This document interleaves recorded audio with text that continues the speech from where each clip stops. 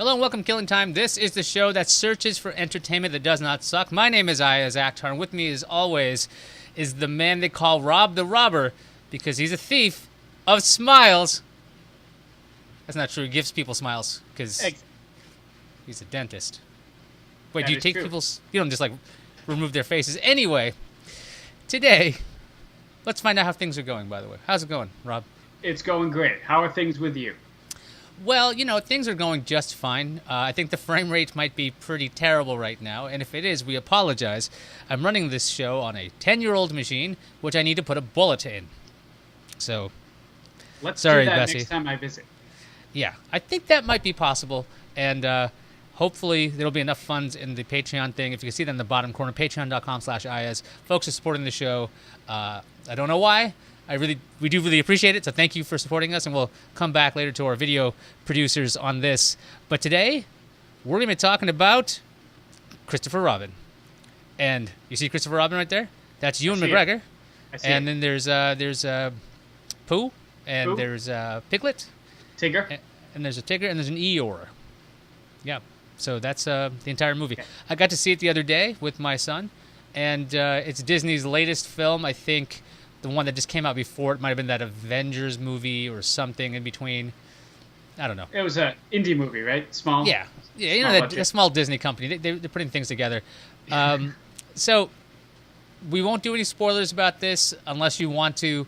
Although I don't think this is spoilerable because it's a basic movie.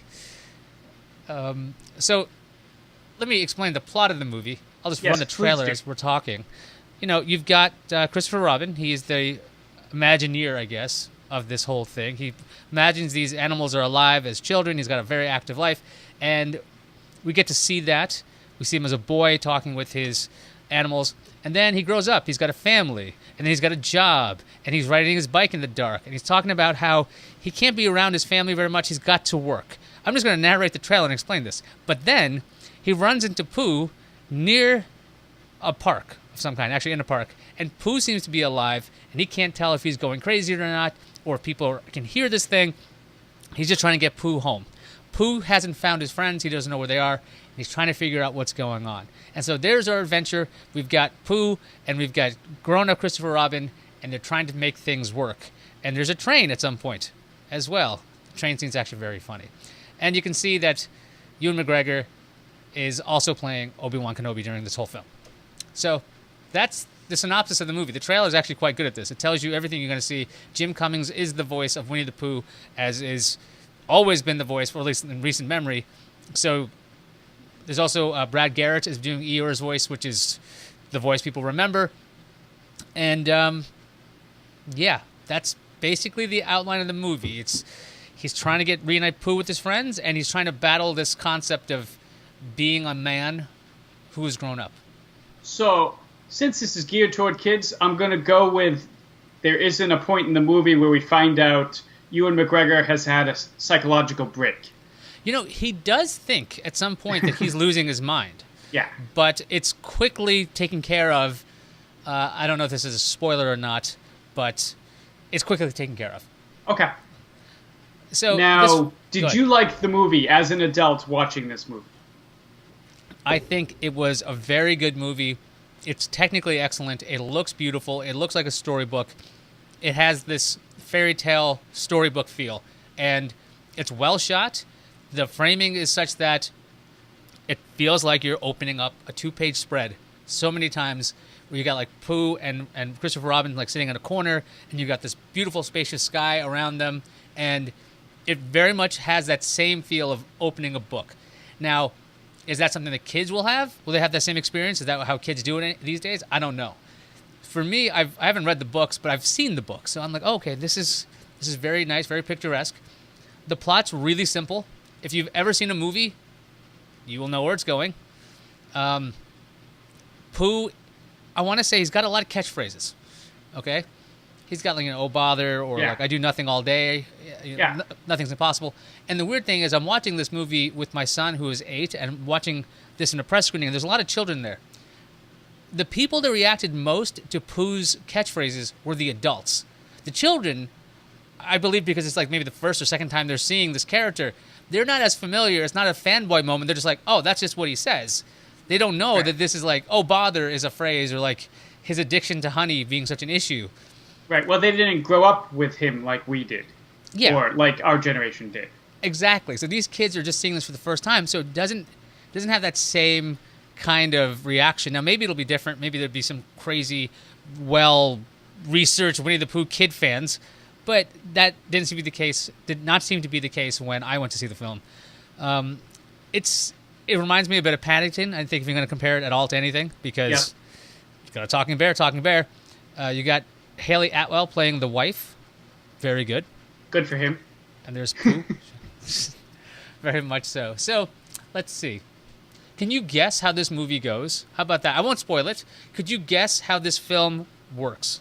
Plot-wise. I believe plot-wise, it seems like it's him trying to help Pooh get home and finds his friends while trying to convince everybody he's not insane. Everybody in his life. Some hilarity ensues. Some wild plot points ensue. A lot of cuteness ensues. And in the end, everything ends happy, and Pooh finds his friends and gets where he's going.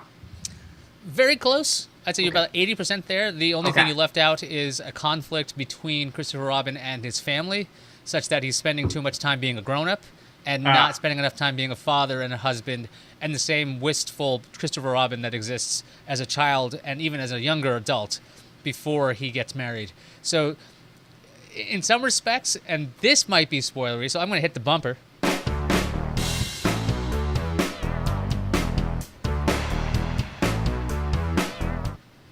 It's like a kid's version of a Sam Mendes movie. It's like American Beauty or Revolutionary Road. It's like the horrors of...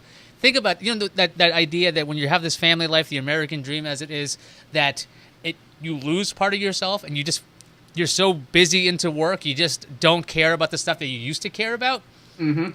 Like those two movies, this is like the kid's version. Ewan McGregor, his character Christopher Robin as an adult, is so work-focused and so focused in getting ahead and making sure that his job is going well. His child suffers. His wife suffers. He's not there for his family very often. And so, thanks to the help of his friends, Pooh, Tigger, and everybody else, he finds that same... I'm choking up. I don't know what I'm choking on. But anyway, he finds that same wistfulness again, but it definitely has that feel of... don't let this happen to you, kind of thing. I see. Do you think it's geared towards adults? A little bit? I think it's arguably, if you watch it as an adult and you didn't care about the connection to the past, it would be for an adult till the very end. Right. But it works on two levels. I don't think it's like Pixar level of intelligence. Like, oh wow, that's so clever, this movie's like running on parallel tracks the whole time. So, I mean, then they cross when Pooh gets involved. But it's very much like a Sam Mendes movie because you got this character and he's just kind of I wouldn't say a jerk, but he's disconnected. And he's got to find some way to reconnect. And that's kind of that whole American dream concept run awry. But this is obviously London. And obviously, we should thank our patrons right now. Thank you guys for supporting our show. If you're seeing your name up here, you guys have been supporting us at a level such that you get your name in lights. So thanks a lot, Joe, Michelle, Paul, Alan, and Radford. And couldn't do this without you guys. Really couldn't. So if you guys would like to support our show, go to patreon.com/Iyaz, and you can support the show. Every little bit helps. Every dollar helps. Like I was saying, this aging beast of a machine that is 10 years old needs to be put out to pasture or something, because I don't even want to use this as a file server because it sucks down so much power. So help us if you can. If you can't, no worries. So let's continue talking about Christopher Robin. Do you have any interest in watching this film?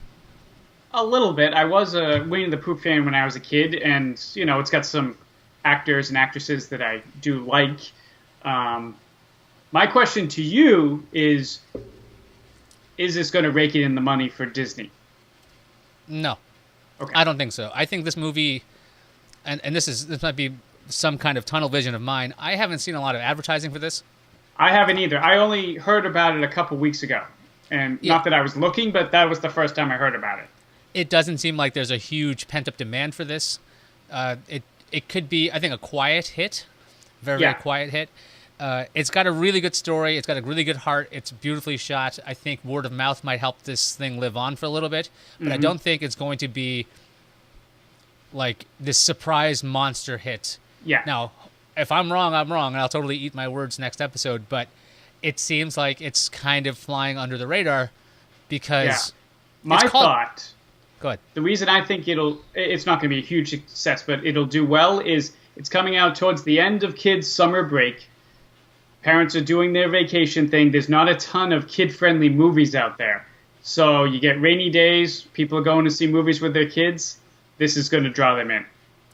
Yeah, you've got that. And the other, I think the only real competition for kids is Teen Titans Go, which is we saw that as well. It was really enjoyable. A lot of people hate the Teen Titans Go show because they liked the original Teen Titans show. Funny movie, enjoyable. But I don't think there's a lot of, you're right, there's not a lot of kids competition right now.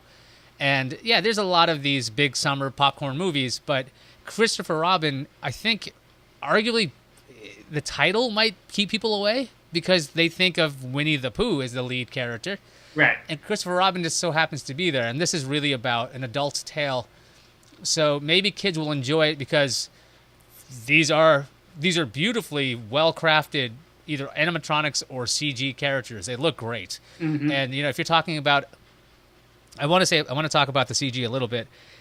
It never falls apart. The idea that these toys have been well loved for years is shown. Like some of the cloth is pilly. There's some some fabric is thinner in areas than others. There's seams.